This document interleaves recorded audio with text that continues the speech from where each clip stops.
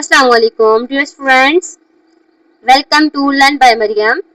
आज हम class first year का यूनिट नंबर 1 स्टार्ट करने जा रहे हैं। इस चैप्टर को हम स्टेप बाय स्टेप कवर करेंगे। सबसे पहले तो चले हम इस चैप्टर का आगाज करते हैं। इस चैप्टर का नाम है इंट्रोडक्शन टू सॉफ्टवेयर डेवलपमेंट। अब हम इस चैप्टर का इंट्रोडक्शन से स्टार्ट लेते हैं कि सॉफ्टवेयर डेवलपमेंट है क्या, ये क्यों जरूरी है।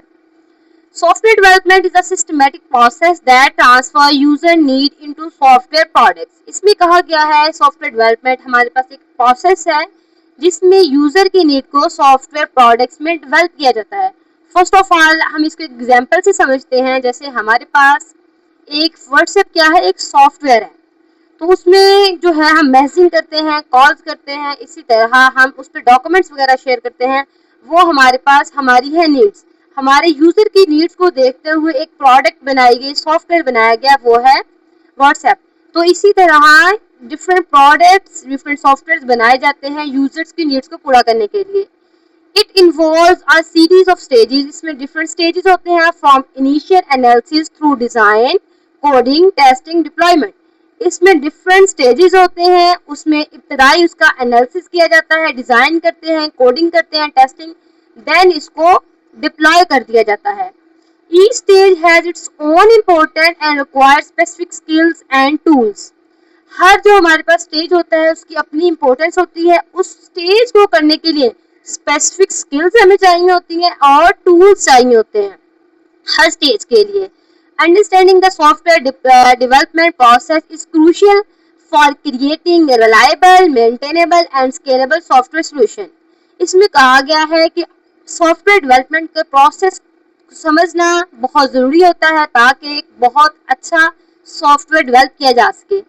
This chapter introduce the fundamental concept of software development. इस चैप्टर में हम उसके कॉन्सेप्ट्स को पढ़ेंगे, इंक्लूडिंग की टर्मिनोलॉजीज, उसमें क्या टर्मिनोलॉजीज यूज होंगी, the software development life cycle discuss किया जाएगा, एंड सॉफ्टवेयर डेवलपमेंट मेथडोलॉजीज, किन मेथड्स को यूज करते हुए हम इनको बनाते हैं, project planning, management, quality assurance, software design patterns. इसमें डिफरेंट चीज़ों को डिस्कस करेंगे। अब हम सॉफ्टवेयर डेवलपमेंट पढ़ते हैं। सॉफ्टवेयर डेवलपमेंट हमारे पास है क्या? Software development is the process of creating computer programs design to perform specific task. इसमें कहा गया है कि हम सॉफ्टवेयर डेवलपमेंट पे प्रोग्राम्स, सॉफ्टवेयर बनाते हैं ताकि हम डिफरेंट किस्म के टास्क परफॉर्म कर सकें। This involve writing code, testing it and addressing any issue that arises. इसमें कहा गया है उस प्रोसेस में हम कोड भी लिखते हैं, उसको टेस्ट भी करते हैं, addressing any issue that arise, मतलब उसमें कोई भी इशू आए उसको हम डिस्कस करते हैं। Software development is important because it help solve problem and make our life easier. क्योंकि इस सॉफ्टवेयर डेवलपमेंट की वजह से हमारी ज़िंदगी के बहुत से प्रॉब्लम्स हल हो गए हैं, लाइफ आसान हो गई है। जैसे कि हमने पहले एग्जांपल डिस्कस की है व्हाट्सएप को। व्हाट्सएप की वजह से हमारा एक दूसरे के साथ रब्ता करना, हमारा डॉक्यूमेंट्स को शेयर करना बहुत इजी हो गया। इसी तरह डिफरेंट सॉफ्टवेयर हमारे लिए लाइफ को आसान करते हैं। For example software allow us to communicate with friends through social media. Social media के थ्रू अपने फ्रेंड्स के थ्रू कम्युनिकेट कर सकते हैं। Help us manage our money with banking apps. हम बैंकिंग एप्स के थ्रू अपनी जो बैंक्स में मनी है उसको मैनेज कर सकते हैं। And makes learning fun with educational games. और डिफरेंट टाइप्स की हम एजुकेशनल गेम्स भी उनसे भी लर्न कर सकते हैं, उससे हम इंटरटेन भी हो सकते हैं। अब हम बाकायदा तौर पे SDLC, system development life cycle को डिस्कस करेंगे। जब भी कोई सॉफ्टवेयर डेवलप किया जाता है उसमें डिफरेंट स्टेजेस, स्टेप्स होते हैं। पहले हम उसके इंट्रोडक्शन को पढ़ते हैं, देन हम उसके स्टेप्स को डिस्कस करते हैं। Software development life cycle is a framework that define the processes used by organization to build an application from its initial conception to its deployment। इसमें कहा गया है कि सॉफ्टवेयर डेवलपमेंट हमें एक ऐसा फ्रेमवर्क देता है जो हमें उसके प्रोसेसेस बताता है जो ऑर्गेनाइजेशंस यूज करती हैं to build application from its initial इब्तदाई conception to it's deployment and maintenance. मतलब जो भी ऑर्गेनाइजेशन ने एक सॉफ्टवेयर को बनाने के लिए शुरू से लेकर उसको डिप्लॉय किया, उसको मेंटेन किया, अगर उसमें कोई एरर आया तो उसमें ये सारी चीजें डिस्कस की जाती हैं। The primary purpose of SDLC is to deliver high quality software that meets और एक्सीड कस्टमर एक्सपेक्टेशंस। मतलब सॉफ्टवेयर डेवलपमेंट लाइफ साइकिल का एक जो पर्पस होता है कि हम एक बहुत अच्छा सॉफ्टवेयर बनाएं और यूजर की एक्सपेक्टेशंस को फुलफिल करें, reach completion with in time. हम टाइम के अंदर, जो हमें गिवन टाइम है उसके अंदर अंदर उस काम को कंप्लीट करें।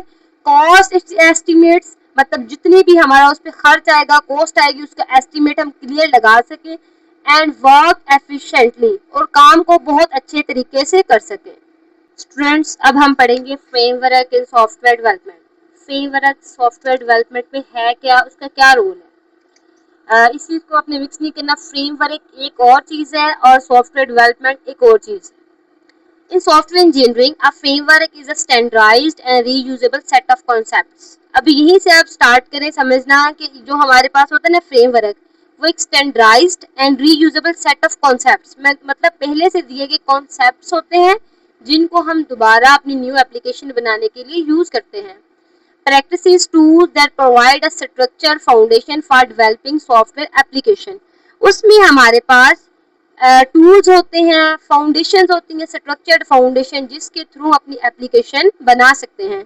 It offered pre defined component, उसमें pre defined components and architectures that facilitate the implementation of specific software functionalities, allowing developers to focus on writing code specific to their application rather than reinventing common solution. इसमें कहा गया है कि developer को पहले से ही कुछ टूल्स मिलते हैं, कुछ आर्किटेक्चर्स मिलते हैं, वो उसको यूज करते हुए अपनी जो स्पेसिफिक एप्लीकेशन है उसकी कोडिंग पे फोकस करता है, उसके काम पे फोकस करने के बजाय कि वो कॉमन चीज़ों पे दोबारा उसके आर्किटेक्चर्स वगैरह डेवलप करे जिनको यूज करते हुए सॉफ्टवेयर बनाया जाएगा।